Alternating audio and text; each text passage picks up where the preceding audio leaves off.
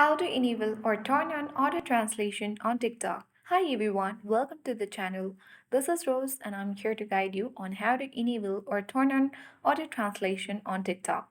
Watch the video till the end, and without further ado, let's dive right into the video. First, launch TikTok app. Make sure to log in. Tap profile at bottom right corner of the screen. Now tap three-line menu icon at top right corner. Select settings and privacy. Choose Content and Display Preferences section and tap on Language. Here you will see Translate into. Select that and choose your preferred language.